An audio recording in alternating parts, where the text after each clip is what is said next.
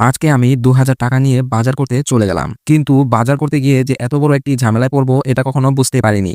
বাসা থেকে বেরিয়ে একটি দোকানের সামনে গিয়ে বসলাম। কিন্তু দোকানের সামনে বসে গিয়ে একটু সমস্যায় পড়ে গেলাম। কারণ আমাদের এখানে রাস্তাটা একদম ভাঙাচোরা। যেই কারণে রিক্সাগুলো এখানে আসতেই চায় না। তাই দরকারি সময় কোনো কিছু প্রয়োজন হলে রিক্সা খুঁজে পাওয়া যায় না। কয়েক ঘন্টা পরে একটি রিক্সা পেয়ে গেলাম। তখন আমি রিক্সার মধ্যে সাথে বসে পড়লাম। কিন্তু রিক্সাওয়ালা চা খাচ্ছিল। যেই কারণে তার দেরি হচ্ছিল। আমি রিক্সার মধ্যে বসে ভাবছিলাম যে কোন সময় রিক্সাটা চালু করবে। এর কয়েক মিনিট পরে রিক্সাওয়ালা চলে আসলো এবং আমাদের এখানে রাস্তাগুলো আপনারা দেখতেই পাচ্ছেন যে কতটুকু খারাপ। এর কয়েক ঘন্টা পরে আমরা বাজারে পৌঁছে গেলাম এবং বাজারের মধ্যে একটি ফলের দোকানের মধ্যে প্রবেশ করলাম। কিন্তু তার আগে আমি একটি মিষ্টির দোকানের মধ্যে প্রবেশ করেছিলাম, যেটা ভিডিও করতে আমি ভুলে গেছি।